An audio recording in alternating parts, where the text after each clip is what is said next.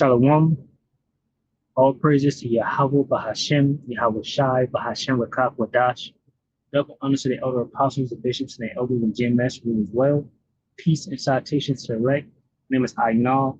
The title of this video is the Balfour Declaration, right? And basically just going to the fact about this letter, shameful spewing on Esau's glory, right? The Amalekites.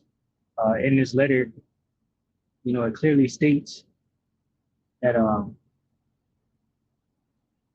be reading it down here. It says,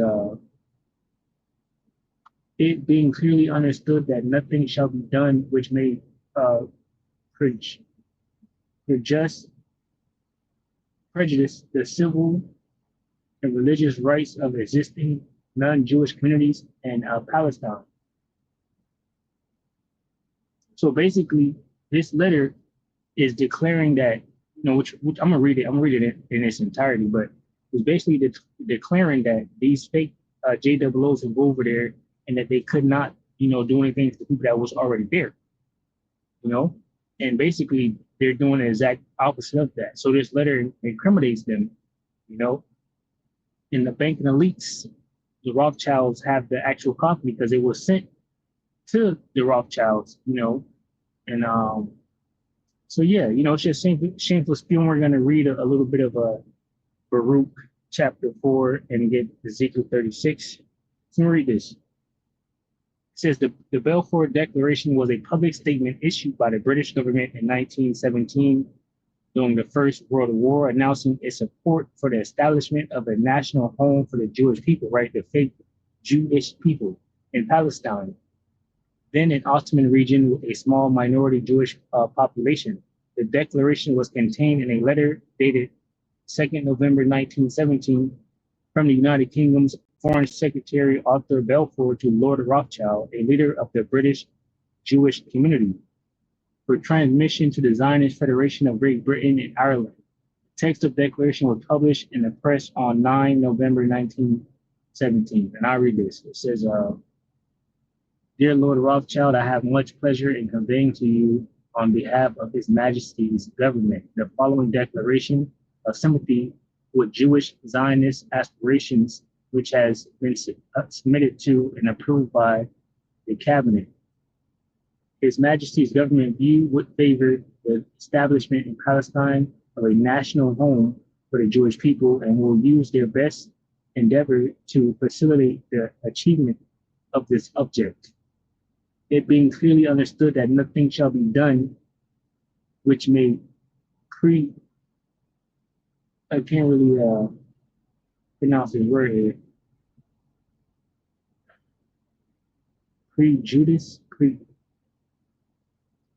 It says, I'm gonna skip that word. It says the civil and religious rights of existing non-Jewish communities in Palestine, or the rights and political state enjoyed by Jews in any other country. I should be grateful if you would bring this declaration to the knowledge of the Zionist Federation. All right, so let me see if I can grab it for a quick.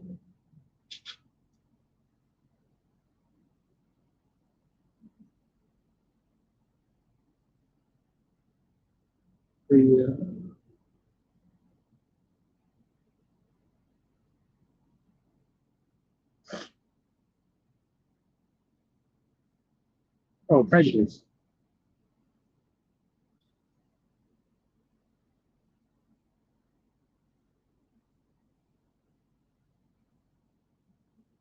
All right, so yeah, so that's the declaration of basically establishing a home for these fake JWOs, and pretty much these devils have went to land and taken control of the land. Read this, Ezekiel 36.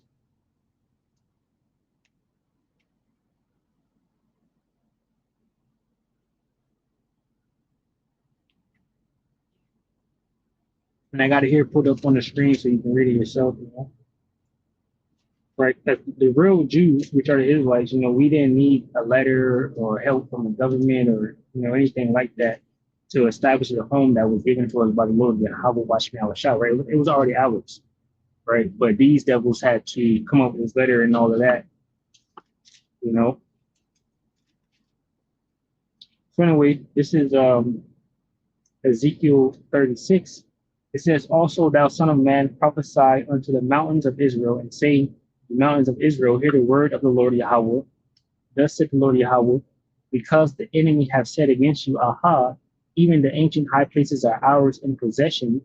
Therefore prophesy and say, Thus saith the Lord Yahweh, because they have made you desolate and swallowed you up on every side, that ye might be a possession unto the residue of the heathen, and ye are taken up in the lips of talkers, and are an infamy of the people. Therefore, ye mountains of Israel, hear the word of the Lord Yahweh. Thus saith the Lord Yahweh, power to the mountains, and to the hills, the rivers, and to the valleys, the desolate wastes, and to the cities that are forsaken, which became a prey and derision to the residue of the heathen that are round about. Therefore, thus saith the Lord Yahweh, surely in the fire of my jealousy have I spoken against the residue of the heathen, and against all Idumea, which have appointed my land into their possession with the joy of all their heart, with despiteful minds to cast it out for a prey. It says, prophesy therefore concerning the land of Israel, and say unto the mountains, and to the hills, the rivers, and to the valleys, Thus says the Lord Yahweh power, behold, I have spoken in my jealousy and in my fury, because ye have borne the shame of the heathen. Right. So basically, going to the fact that Jerusalem will be trodden down of the Gentiles until the time of the Gentiles be fulfilled. And that time speak towards the end, right? It speaks towards Yahweh Shai coming and basically obliterating America, and also the land of Israel being destroyed also. But it will be rebuilt, but the heathen will possess that land, which they do now. These JWOs that are there are not the true Jews. It says, verse 7, therefore, thus saith the Lord Yahweh power, I have lifted up mine hand, surely the heathen that are about you, they shall bear their shame. So that's the point. It says, but ye, O mountains of Israel, ye shall shoot forth your branches and give your fruit to my people of Israel, for they are at hand to come. See, so the Israelites, are not there. This is clearly saying that the land will have the heathen there. But basically, at the return of Yahweh Shai, we're going to, get our land back. So, so that was Ezekiel 36, verses 1 through 8. I'm going to jump over here to the Apocrypha and get Baruch chapter 4, because this also speaks about the land. And I'm going to grab some precepts on that too while I'm reading it. So it says, let me get out this week.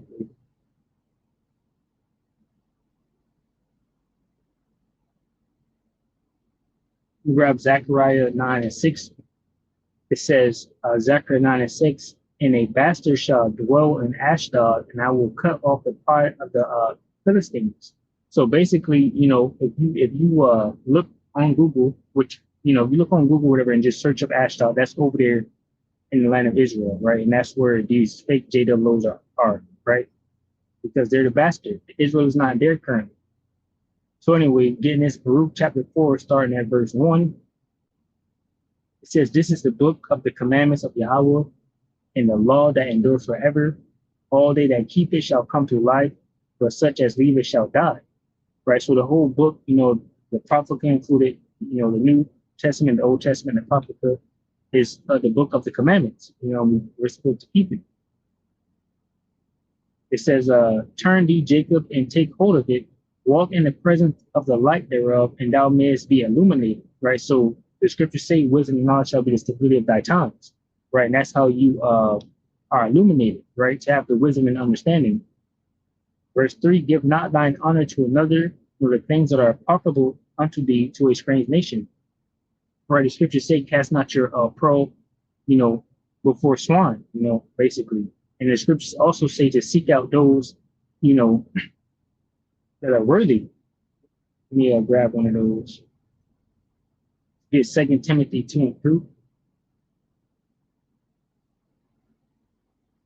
It says, I'll start at 1. 2 Timothy 2 and 1. It says, thou therefore, my son, be strong in the grace that is in Yahweh Shai, and the things that thou hast heard of me among many witnesses, the same commit thou to faithful men who shall be able to teach others also. right? So, this knowledge and this wisdom that we get from the scriptures, we're supposed to seek out those that are able to teach others also, right? Not just give them to anybody. Verse 4 in Baruch chapter 4, it says, O Israel, happy are we, for things that are pleasing to Yahweh are made known unto us, right? And that basically goes into the wisdom and the knowledge, right? Let me grab Matthew 11:25. Matthew 11:25 says, at that time Yahweh answered and said, I thank thee, O Father, Lord of heaven and earth, because thou hast hid these things from the wise and prudent and has revealed them unto babes, right? And basically, we just have the knowledge and the understanding of the scriptures, right? And we understand the prophecies clearly. We clearly understand what's happening in the world. All right, back to Baruch chapter 4, verse 5. It says, be of good cheer, my people, the memorial of Israel. You were sold to the nations not for your destruction, but because you moved Yahweh to wrath, you were delivered unto the enemies. For ye provoked him that made you by sacrificing unto devils and not to Yahweh. Right? Basically, we went off against the Lord, sin, taking to ourselves idols and different things. So the Most High gave us in the hand of our enemies. Verse 8, it says, you have forgotten the everlasting power that brought you up, and you have grieved Jerusalem that nursed you. Right? And the Most High, basically brought us up out of the land of Egypt back when we sinned against him. We was put into slavery. Let me see this. Piece up here. Micah 6:4.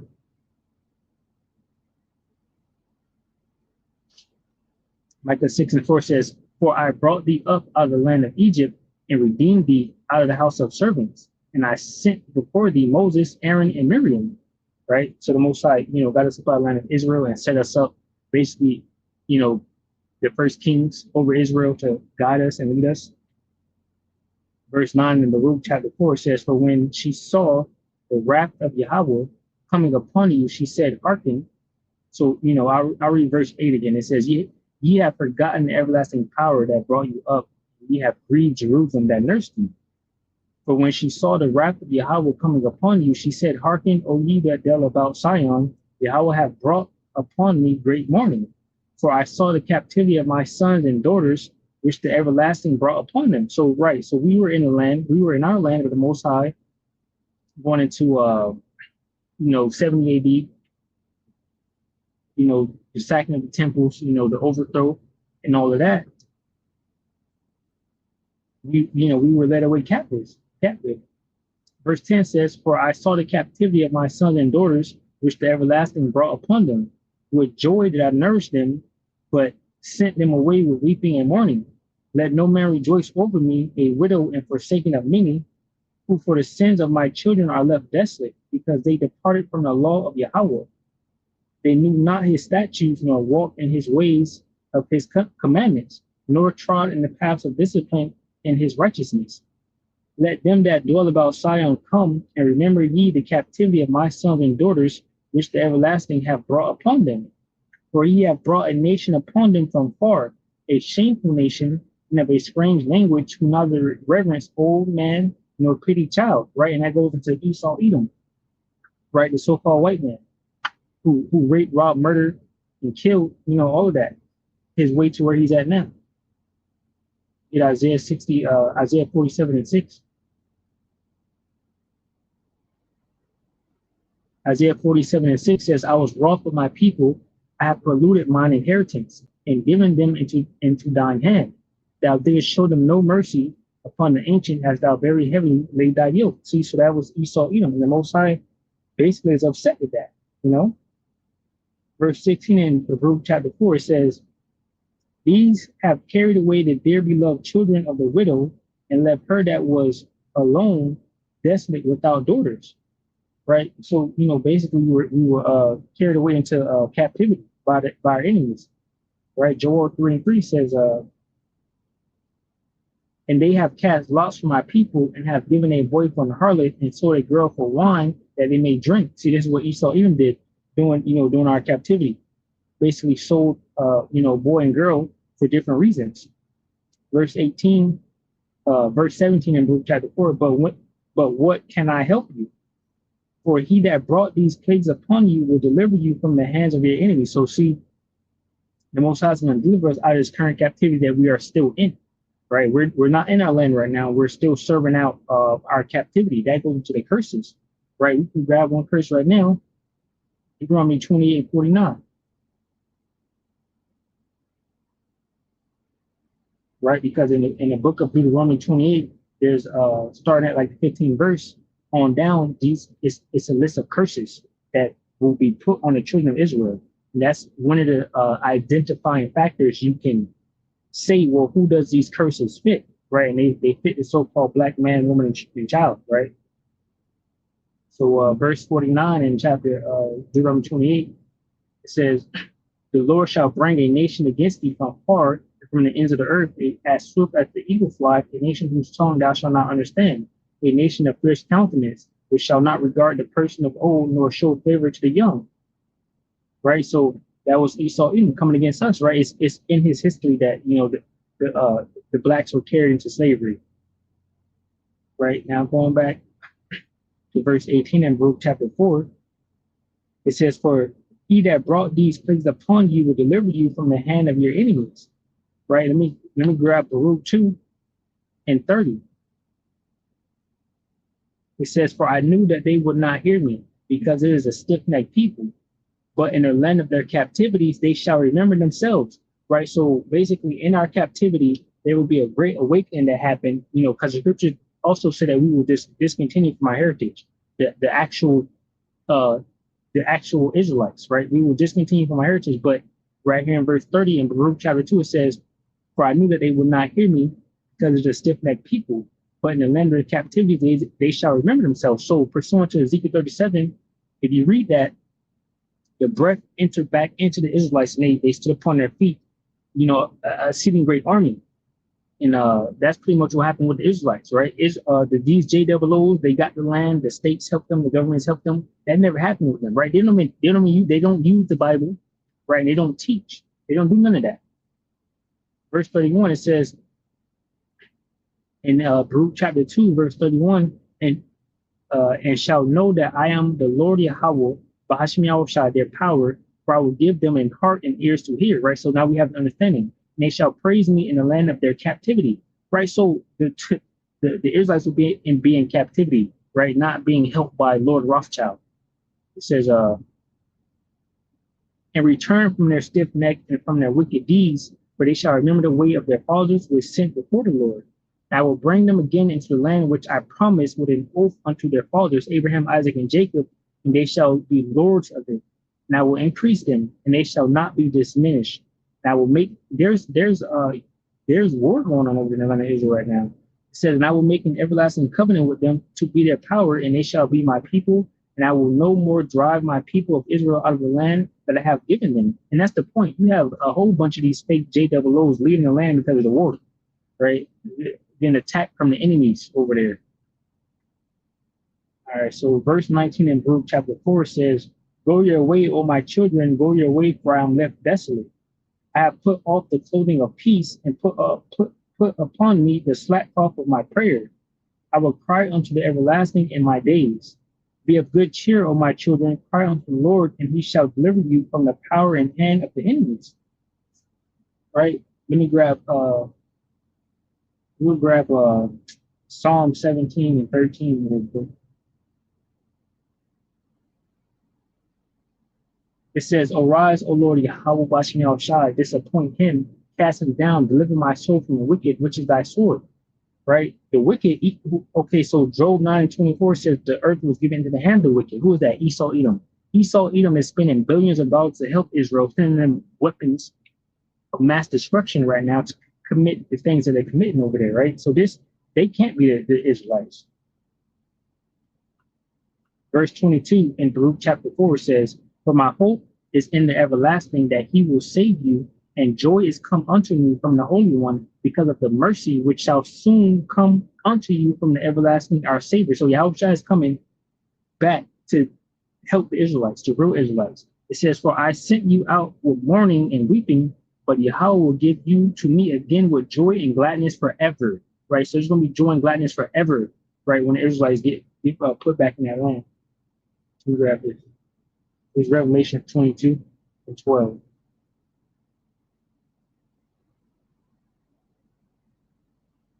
It says, and behold, I come quickly, and my reward is with me to give every man according as his work shall be. I am Alpha and Omega, the beginning and the end, the first and the last, right? So Yahushua is coming, and his reward is with him, right? To give to the Israelites. That's why we give diligence to make our calling and election sure. So our work is profitable when the Lord comes. All right, this is verse 24, and Baruch chapter 4, verse 24 says, like as now the neighbors of Sion have seen your captivity, so shall they see shortly. Right. What a quote that you can search up right now is that the Israelites left black, but they came back white, right? Because these JWOs that are there now are not the actual Israelites, right? Because before slavery and all that, we had that melanin in us, right? We were all dark races. The only person that was not dark was Esau, right? It was a curse. Being that having no pigment is a curse, right? And that was Esau, right? All the nations have some type of color into them besides Esau.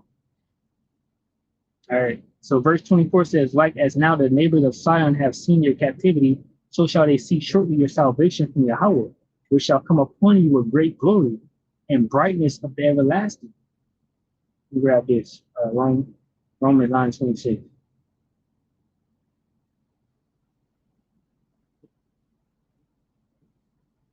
It says, Romans 9:26, and it shall come to pass that in the place where it was said unto them, ye are not my people, there shall they be called the children of the living power. See?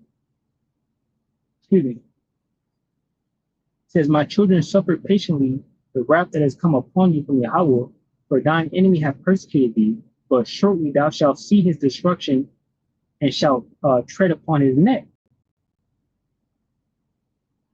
We have this. Micah 7 and 9. Right. So right now, the Israelites, we're still being persecuted by our enemy, not being helped by it. And that's why Micah 7 and 9 says, I will bear the indignation of the Lord, Yahweh Bashmi Shai, because I have sinned against him, until he plead my cause and execute judgment for me. He will bring me forth to the light, and I shall behold his righteousness. Right. So pursuant to Isaiah 34, Yahweh Bashmi Shai is going to come and plead to the nations and gather them to the battle of Jehoshaphat, which is World War III that's about to take place here now in this time. All right. It's February 17th right now, right? And World War III is soon to come, 2025, right? Let me grab Isaiah 41. Well, I ain't gonna grab that. Verse 26 in Baruch chapter 4, verse 26 says, my delicate ones have gone rough ways and were taken away as a flock caught of the enemies.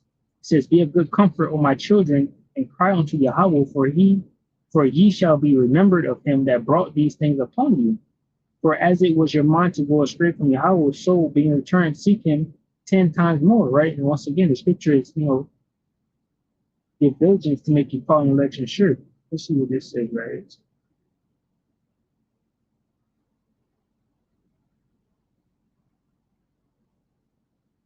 Second Peter 1 and 10 says, wherefore, the rather, brethren, give diligence to make your calling and election sure, for if you do these things, ye shall never fall.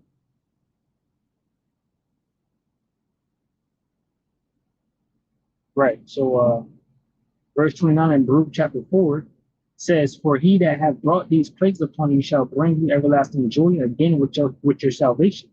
Take a good heart, O Jerusalem, for he that gave thee that name will comfort thee. It says in verse 31, miserable are they that afflicted thee, and rejoice at thy fall. Miserable are the cities which thy children serve. Miserable is she that received thy sons. Right, so going back to Ezekiel 36, where the enemy said, aha. That's Ezekiel 36. In verse 2, it says, thus saith the Lord Yahweh Bashmi Shai power, because the enemy have said against you, aha, even the ancient places are ours in possession. Right? Therefore, we're prophesying against this devil, letting them know that that they've been found out. You know? It says in verse 33, for as she rejoiced at thy ruin and was glad of thy fall, so shall she be grieved for her own desolation. For I will take away the rejoicing of her great multitude, and her pride shall be turned into mourning, right? The joy of the hypocrite is but for a moment, right? So it's no more aha, right? It says, verse 35, for fire shall come upon her from the everlasting, long to endure, and she shall be inhabited of devils for a great time, right? So basically, it would be trodden down the Gentiles, because these are devils, these Edomites, the white man.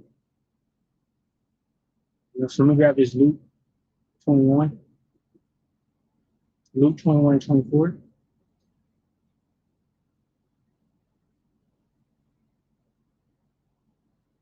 All right, this is Luke 21 and 24. It says, and they, yeah, so this goes back to that 70 AD. I'm gonna start at Luke 21 and just get to 20. Luke 21 and 20 says, and when ye shall see Jerusalem compassed with armies, then know that the desolation thereof is not, right? So this happened back in 70 AD. It says, then let them which are in Judea flee to the mountains, and let them which are in the midst of it depart out, and let not them that are in the countries enter thereinto. For these be the days of vengeance, that all things which are written may be fulfilled. It says, but woe unto them that are with child, and to them that give suck in those days. For there shall be great distress in the land, and wrath upon this people. Verse 24, it says, and they shall fall by the edge of the sword, and shall be led away captives into all nations. And Jerusalem shall be trodden down of the Gentiles until the times of the Gentiles be fulfilled. Verse 25, it says, and there shall be signs in the sun, and in the moon, and in the stars, and upon the earth distress of nations with perplexity, the sea and the waves roaring. Men's heart failing them for fear, and for looking after those things which are coming on the earth, for the powers of heaven shall be shaken. And then shall they see the Son of Man coming in a cloud with power and great glory. And when these things begin to come to pass, then look up and lift up your heads, for your redemption draweth nigh. So basically, that we got led into captivity, and then we'll go back to it. We got led into captivity. The Gentiles went into our land. They said, "Aha, we have it, right? They're in there." And then, boom, the end is coming. We're seeing signs in the sun and the moon and the stars, the earth. If you get Matthew, what is it? Matthew 12 or Matthew? Let me see. Matthew 24.